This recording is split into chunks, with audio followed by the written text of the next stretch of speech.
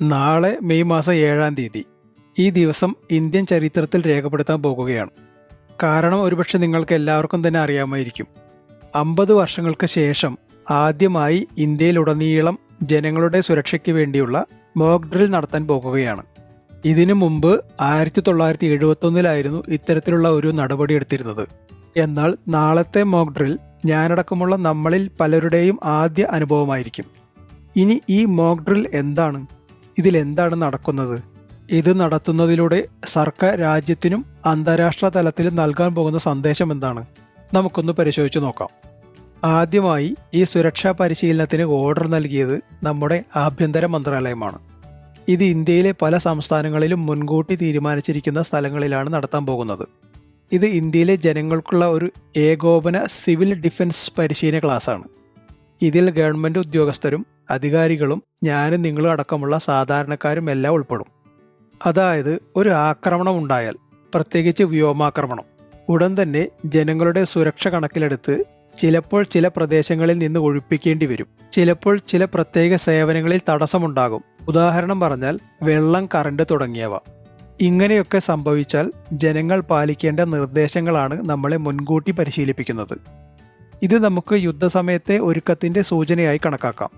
നാളെ ഡൽഹി അടക്കം ഇന്ത്യയിലുടനീളം മുൻകൂട്ടി നിശ്ചയിച്ച 259 പ്രദേശങ്ങളിലാണ് ഇത് നടത്താൻ പോകുന്നത്. ഇതിൽ നമ്മുടെ കൊച്ചിയും തിരുവനന്തപുരവും ഉൾപ്പെടുന്നുണ്ട്. ഇതിനു മുമ്പ് ഇന്ത്യ മോക്ക് ഡ്രിൽ നടത്തിയത് 1971 ഇന്ത്യ പാകിസ്ഥാൻ യുദ്ധത്തിന് മുമ്പാണ്. അപ്പോൾ ഇത്തവണയും എവിടെയോ ഇന്ത്യ വ്യോമാക്രമണം പ്രതീക്ഷിക്കുന്നുണ്ട് എന്ന് മനസ്സിലാക്കാം. വ്യക്തമായി പറഞ്ഞാൽ ഇന്ത്യ ഒരു യുദ്ധത്തിന് തയ്യാറാകുന്നു എന്ന് മനസ്സിലാക്കണം. ഒരുപക്ഷെ നിങ്ങളിൽ പലർക്കും ഇത് നിസ്സാരമായി തോന്നാം. പക്ഷേ ഒന്നോർക്കുക, 1971 നടന്ന ഇന്ത്യ പാകിസ്ഥാൻ യുദ്ധത്തിൽ നമ്മുടെ കേരളത്തിലെ വെല്ലിംഗ്ടൺ ഐലൻഡിൽ ബോംബ് വെച്ചിരുന്നു. കൂടാതെ പാക് അന്തർവാഹിനി കൊച്ചിയിൽ നമ്മുടെ INS വിക്രാന്തിനെ ആക്രമിക്കാൻ ശ്രമവും നടത്തിയിരുന്നു. ഇതേക്കുറിച്ച് ഒരു വിശദമായ വീഡിയോ ഞാൻ മുമ്പ് ചെയ്തിരുന്നു. അതിൻ്റെ ലിങ്ക് ഡിസ്ക്രിപ്ഷനിൽ പിൻ ചെയ്യാം, ഒന്ന് കണ്ടു നോക്കൂ. ഇന്ത്യ ഇതുവരെ സൈനിക നടപടികളെക്കുറിച്ചൊന്നും പറയുന്നില്ലെങ്കിലും പാകിസ്ഥാനെ നോക്കൂ. പഹൽഗാം ആക്രമണത്തിന് ശേഷം നിരന്തരം പ്രകോപനപരമായ പ്രസ്താവനകൾ നടത്തുന്നു. യുദ്ധഭീഷണി മുഴക്കുന്നു, ആണവായുധ ഭീഷണി മുഴക്കുന്നു. കൂടാതെ നമ്മുടെ ഒരു ജവാനെ അവർ പിടിച്ചുകൊണ്ടുപോവുകയും ചെയ്തിരിക്കുന്നു. ഇതൊക്കെ കൊണ്ട് തന്നെ അടുത്ത ദിവസങ്ങളിൽ പാകിസ്ഥാന്റെ ഭാഗത്തു നിന്ന് ഒരു സൈനിക നടപടി ഇന്ത്യ പ്രതീക്ഷിക്കുന്നുണ്ട് എന്ന് പറയാം. ഇനി നാളത്തെ സുരക്ഷാ പരിശീലനത്തിൽ നടക്കാൻ പോകുന്നത് എന്തൊക്കെയെന്ന് നോക്കാം. ആദ്യമായി സൈറൺ മുഴക്കുകയാണ് ചെയ്യുക. ഇത് കേട്ടാൽ നമ്മൾ എപ്രകാരമാണ് പ്രതികരിക്കേണ്ടതെന്ന് വിശദീകരിക്കും. കേരളത്തിൽ 2ഇടത്തേ ഉള്ളൂവെങ്കിലും മറ്റുള്ളവർക്ക് TV-യിലൂടെ ഇത് കണ്ട് മനസ്സിലാക്കാവുന്നതാണ്. ഇനി രണ്ടാമത്തേത് ബ്ലാക്ക് ഔട്ടാണ്. ഇത് യുദ്ധ സാഹചര്യങ്ങളിൽ എന്താണ് സംഭവിക്കുക എന്ന് വിശദീകരിക്കുന്നു.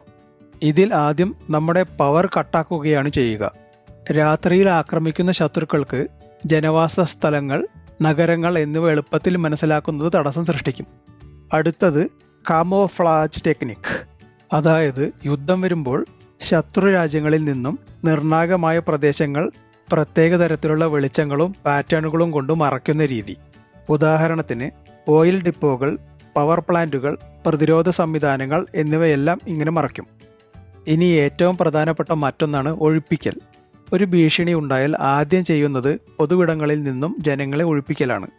ഉദാഹരണത്തിന് സ്കൂളുകൾ, ആശുപത്രികൾ മുതലായവ. ഈ പരിശീലനത്തിലൂടെ തിക്കിലും തിരക്കിലും പെട്ടുപോകാതിരിക്കാൻ പ്രത്യേകിച്ച് കുട്ടികൾ, പ്രായമായവർ എന്നിവരെ പ്രാപ്തരാക്കും. ഇങ്ങനെ ഏതെങ്കിലും തരത്തിലുള്ള ഭീഷണി ഉണ്ടായാൽ ജനങ്ങൾ എങ്ങനെ പ്രതികരിക്കണം എന്നതിൻ്റെ ഒരു ബോധവൽക്കരണം എന്ന് പറയാം. ചുരുക്കി പറഞ്ഞാൽ, പ്രതികൂല സാഹചര്യം വന്നാൽ പരിഭ്രാന്തരാകാതെ രാജ്യത്തെ പൗരന്മാരെ മാനസികമായി തയ്യാറാക്കുകയാണ് ഈ മോക്ക് ഡ്രില്ലിൻ്റെ ലക്ഷ്യം. ഇതിനെല്ലാം പുറമെ ഇന്ത്യ ഗവൺമെൻറ്റിൻ്റെ എല്ലാ ഏജൻസികളുടെയും ഏകോപനവും സാധാരണ ജനങ്ങളുടെ പ്രതിരോധശേഷിയും കൂടി കണക്കിലെടുത്താൽ ഈ അഭ്യാസം വീണ്ടും വലുതാകുകയും പ്രാധാന്യം വർദ്ധിക്കുകയും ചെയ്യും. ഇതോടൊപ്പം വലിയ തോതിലുള്ള സിവിലിയൻ ഏകോപനത്തിനുള്ള തയ്യാറെടുപ്പുകളും നടക്കുന്നുണ്ട്. ഒരുപക്ഷെ ഏറ്റവും മോശം സാഹചര്യം വന്നാൽ രാജ്യത്തെ ജനങ്ങൾ ഒത്തൊരുമിച്ച് പ്രവർത്തിക്കേണ്ടി വരും. ഇതിൽ നിന്നെല്ലാം മനസ്സിലാക്കാം ഈ പരിശീലന പരിപാടിയുടെ പ്രാധാന്യം. പാകിസ്ഥാന്റെ കാര്യമെടുത്താൽ അവർ ഇപ്പോൾ സാമ്പത്തികമായി യുദ്ധോപകരണങ്ങളുടെ കാര്യത്തിലായാലും വളരെ ശോചനീയമായ അവസ്ഥയിലാണ്. അവർക്ക് കൂടുതൽ ദിവസം ഇന്ത്യയുമായി യുദ്ധത്തിൽ പിടിച്ചു നിൽക്കാൻ കഴിയില്ല. അതുകൊണ്ട് തന്നെ യുദ്ധം തുടങ്ങിയാൽ ആദ്യം തന്നെ മാരകായുധങ്ങൾ ഉപയോഗിച്ച് അതിഭീകരമായ ആക്രമണങ്ങൾ നടത്താനാണ് ശ്രമിക്കുക. കാരണം സമയം കഴിയുന്തോറും അവരുടെ ശേഷി കുറയുന്നത് തന്നെയാണ് കാരണം. നിലവിൽ സൈബർ ലോകത്ത് ഇന്ത്യയും പാകിസ്ഥാനും യുദ്ധം തുടങ്ങിക്കഴിഞ്ഞു. പാകിസ്ഥാന്റെ ആക്രമണം നിരന്തരം ഇന്ത്യൻ സർക്കാരിൻ്റെയും പ്രതിരോധ മന്ത്രാലയത്തിൻ്റെയും പൊതുമേഖലാ സ്ഥാപനങ്ങളുടെയും ഉൾപ്പെടെ വെബ്സൈറ്റുകൾ കേന്ദ്രീകരിച്ച് ആക്രമണങ്ങൾ നടത്തുന്നു. ഇന്ത്യയുടെ രഹസ്യ വിവരങ്ങൾ ചോർത്തുക തന്നെയാണ് ഇവരുടെ ലക്ഷ്യം. ഇതുവരെ ഇന്ത്യ സൈനിക നടപടികളൊന്നും പുറത്തുവിട്ടിട്ടില്ലെങ്കിലും തന്ത്രപ്രധാനമായ നയതന്ത്ര മേഖലയിൽ പാകിസ്ഥാന് നല്ല തിരിച്ചടികൾ കൊടുക്കുന്നുണ്ട്.